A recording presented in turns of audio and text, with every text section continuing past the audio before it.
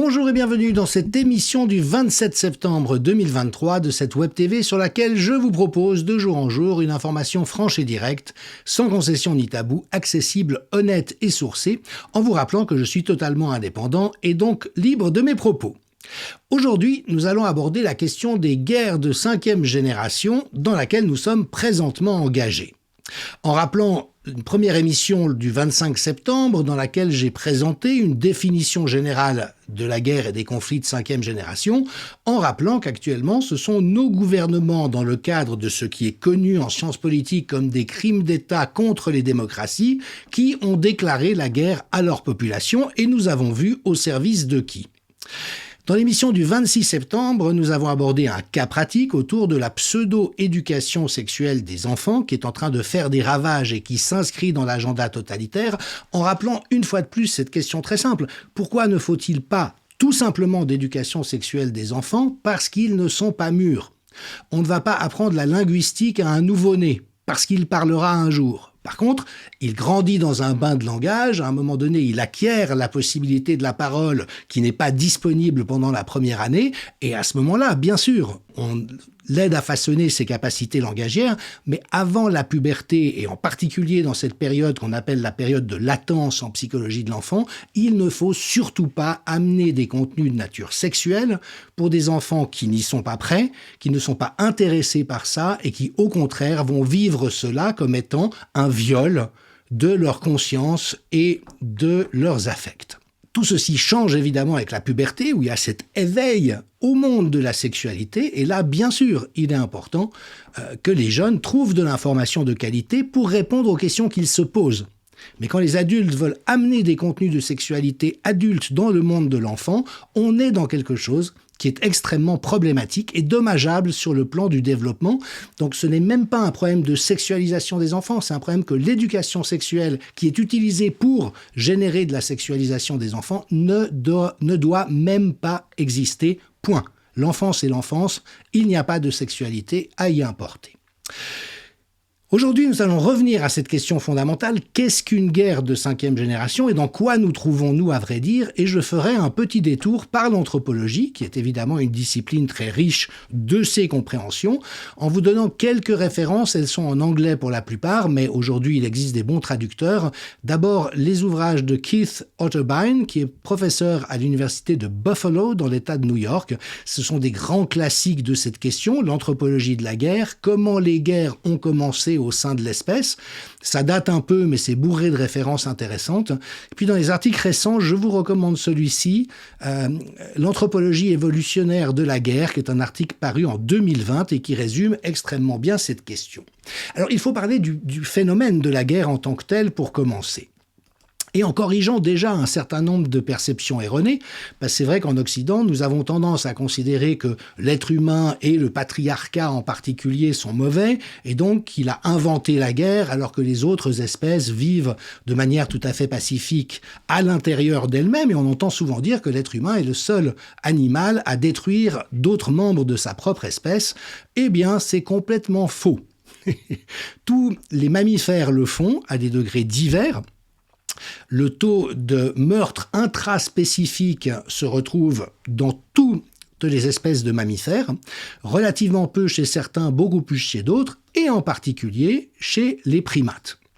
Alors, des collègues savants ont fait des cartographies, vous voyez par exemple ce diagramme, où pour chaque espèce animale représentée par sa silhouette, vous avez ou non une petite tige jaune, orange ou rouge qui indique le taux de meurtre intraspécifique, avec des espèces, vous voyez les primates justement et les suricates et d'autres catégories, d'autres familles d'animaux qui sont relativement élevées, les éléphants, les rhinocéros, et puis d'autres comme le malheureux pangolin à qui on a attribué à tort l'origine du SARS-CoV-2, qui lui alors est pacifique de chez pacifique.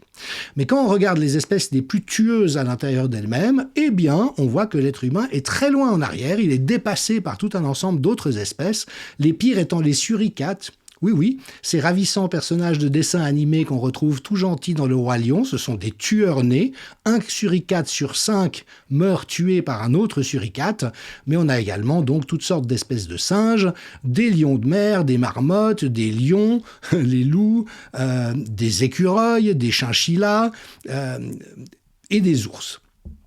Et donc, même des espèces comme les chevaux sauvages, les écureuils, les gazelles, les chevreuils ont des taux de meurtre intraspécifique beaucoup plus élevés que l'espèce humaine. En ce qui concerne notre espèce, à l'origine des temps, donc dans la préhistoire, on considérait que ce taux de meurtre intraspécifique était de l'ordre de 2%. C'est-à-dire que 2% des humains mouraient tués par d'autres.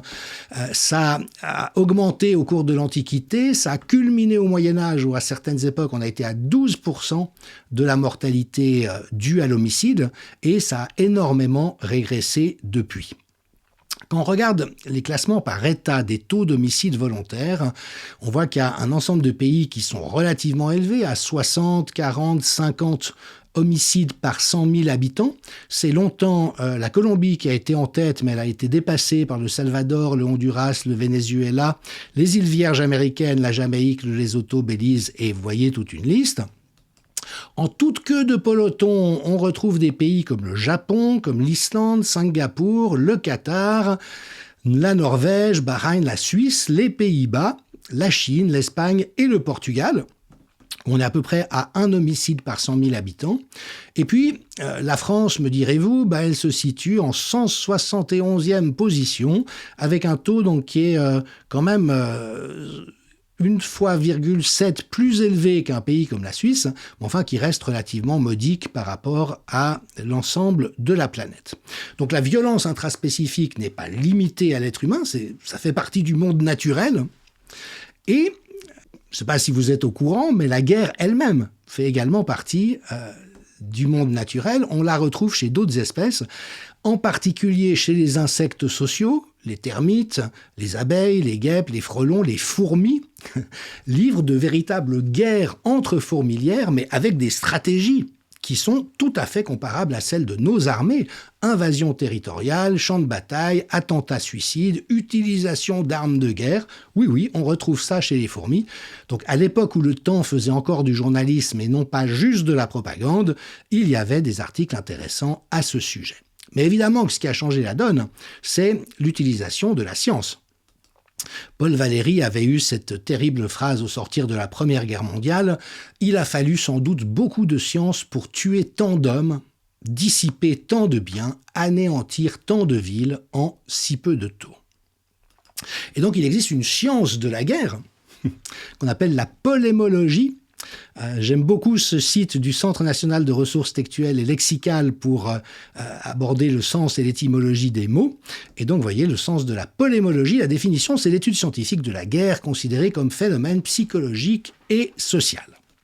Alors, guerre de 5e génération, je vais beaucoup m'inspirer d'une présentation extrêmement intéressante de Robert Malone, donc un scientifique qui a été à l'origine de la création des injections immunisantes à base d'ARN messager et qui a beaucoup travaillé ces questions avec vraiment beaucoup de sagacité, notamment lors d'une présentation faite en janvier 2023 à Stockholm, dans un grand événement auquel participaient également d'autres personnalités comme Pierre Corry ou Alexandra Henrion-Côte. Et dans un développement qu'on trouve sur Internet, probablement sous-titré en français, Robert Malone expose tout un ensemble de caractéristiques des guerres de 5e génération. Ce n'est évidemment pas l'inventeur du concept, que je vous ai présenté moi-même d'ailleurs avant-hier dans une définition qui était teintée d'anthropologie. La définition militaire est un peu différente. Eux partent en première génération à l'époque des mousquets. Moi, je remonte à l'origine de la guerre animale et humaine pour arriver jusqu'à aujourd'hui, donc avec une taxonomie qui est relativement différente. Mais ce que apporte Robert Malone, c'est cette compréhension que la crise du Covid a révélé un champ de bataille contemporain dont l'objectif est de modeler, de contrôler et de capturer nos pensées, émotions et croyances. C'est donc ça la guerre de 5e génération, nouveau champ de bataille qui a été déployé par des militaires en grande partie dans les communautés du renseignement et dans les départements de la défense dans les différents pays occidentaux d'une manière étonnamment harmonisée. Ça a été une des objections des gens qui avaient de la peine à comprendre qu'il s'agissait d'une opération, le fait que pratiquement tous les pays occidentaux, à part la Suède, ont adopté, et la Norvège, ont adopté la même réponse. Et il disait donc, mais c'est juste que la science, effectivement, a dit ça.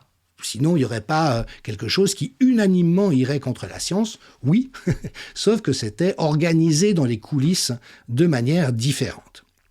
Et comme nous l'avons déjà vu, En Occident, en Europe et aux États-Unis, la gestion de la crise n'a pas été pilotée par les services de santé ou des services sociaux. On l'a vu tout de suite en France, un secret défense et un comité de défense nationale qui se constituent pour gérer une épidémie. C'est un contresens absolu, on ne va pas gérer une guerre avec des médecins et des infirmiers. Et donc, voilà, la réalité, c'est que ce sont effectivement, tous les documents l'ont montré, les agences de renseignement de nos pays, les ministères de la Défense, tout ce qui relève de la sécurité intérieure, de la communauté du renseignement, de l'administration et de la sécurité nationale qui a été en charge. Alors Robert Malone utilise une expression charmante, il aime à dire, dit-il, que lorsqu'on donne un marteau à un enfant de 3 ans, tout devient clou. Et au fond, il faut bien comprendre ça, c'est que l'appareil de l'État profond dans nos différents pays a ses armes à sa disposition depuis un certain temps, et comme un enfant de 3 ans avec son marteau, il brûle de l'utiliser, au service d'intérêts qui ne sont pas ceux de la population et de la nation, comme nous l'avons déjà vu. Et alors que les États-Unis ont perdu toutes les guerres insurrectionnelles, comme au Vietnam, l'occupation de l'Afghanistan s'est traduite par un fiasco. Donc ces défaites de la grande puissance militaire américaine a conduit au développement d'autres stratégies, notamment toutes celles qui relèvent d'opérations psychologiques, passant par le contrôle et la gestion de l'information. Et pour une raison qu'on continuera de mettre en lumière, au lieu de garder ces savoirs en réserve pour un conflit contre d'autres États ou d'autres blocs, eh bien nos gouvernements ont décidé de l'appliquer sur leur population, c'est-à-dire nous. Alors le point de départ, bien sûr, c'est que le monde d'aujourd'hui n'est plus le monde d'hier. Et moi-même qui approche de mes 60 ans, je vois que le monde dans lequel grandissent mes enfants n'est pas le monde dans lequel moi-même j'ai grandi. Parce que nous sommes dans un nouvel écosystème de l'information, un nouvel espace technologique. Et donc pour les mouvements de protestation que nous essayons de mettre en œuvre, si nous essayons d'employer les mêmes méthodes que celles qui avaient fonctionné pendant le XXe siècle, elles sont juste simplement obsolètes. Et c'est une des raisons pour lesquelles nous peinons tellement à obtenir des résultats, à mettre en échec cette machine folle de nos gouvernements, c'est parce que nous n'avons pas compris quelle est la nature exacte du champ de bataille. Et si notamment les différents pouvoirs, l'Union européenne actuellement, veulent absolument censurer, contrôler, interdire la circulation de certains contenus sur Internet en se montrant encore plus abusifs que ce qu'on a connu dans le passé, pourtant à des époques problématiques, c'est évidemment parce que le risque est majeur pour eux. Et donc, indique Robert Malone, si nous voulons gagner cette bataille, nous devons comprendre le champ de bataille et la nature du terrain. Nous devons comprendre le terrain où ça se joue. Et donc comprendre les stratégies, les technologies, les tactiques qui sont utilisées contre nous. Et y répondre, non pas du tac au tac en assimilant leur éthique, ce qui serait vendre notre âme, mais en déployant une technologie adaptée à ce nouvel espace de combat. Et celui-ci est configuré par des algorithmes. C'est-à-dire que chacun d'entre nous vit dans un espace numérique, entouré d'informations et de contenus informationnels qui circulent en permanence. Et ce qu'il faut bien comprendre, c'est que tout ce système, les médias mainstream, Internet, le moteur de recherche sur Google, les médias sociaux, ne sont pas des technologies civiles. Ce sont des armes de guerre. Ce sont des armes, ce ne sont pas des entreprises. Ça a les capacités intrinsèques d'une arme. Alors si comme moi vous avez été restreint ou censuré sur les réseaux sociaux, indique Robert Malone, ce langage n'est pas pertinent parce qu'on le personnalise. J'ai été censuré. Mais en fait, tous les algorithmes qui gèrent l'écosystème sont façonnés pour déployer, configurer le paysage de l'information, le nuage d'information d'une certaine manière et regarder qu'est-ce qui circule, qu'est-ce qui est autorisé à dire pour façonner la pensée et l'émotion de chacun. Il y a des outils intégrés en permanence dans les analyses qui extraient le contenu émotionnel et les réactions de chacun. C'est-à-dire qu'à chaque fois que vous tweetez, que vous commentez, que vous réagissez, il y a une information qui est colligée par le big data, comme disait Yuval Harari, le conseiller de Klaus Schwab du Forum économique mondial. Nous sommes entièrement prévisibles et piratables. Parce que le big data a une vision de nous-mêmes qui est encore plus fine, puissante, adéquate que l'image que nous avons de nous-mêmes. Et donc, nous sommes tous pris dans cette toile, mais qui n'est pas une toile inerte ou sans intention, c'est une toile qui a précisément l'intention de surveiller en permanence chacun d'entre nous avec un volume de données invraisemblable pour nous exposer à ce qui va être le plus utile au plan collectif y compris dans la résistance. Et cela, je le développerai après-demain. On entend beaucoup parler d'opposition contrôlée. Je mettrai tout cela à plat pour qu'on comprenne bien ce dont il s'agit. Mais restons-en pour l'instant à cette notion d'écosystème d'information. Et je vais passer par la métaphore, par la comparaison avec les vols des tourneaux pour aider à comprendre.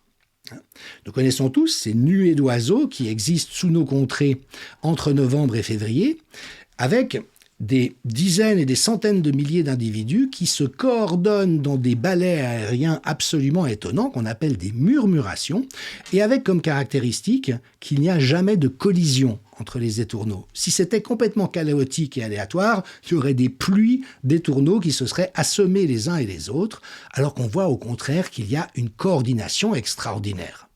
Mais sans un leader qui fait circuler des ordres dans toute la nuée. Alors, grâce aux médias bruts et ce petit extrait que je reprends, penchons-nous sur comment s'organisent les vols des tourneaux, car nous y trouverons les clés de l'écosystème de la guerre de 5e génération.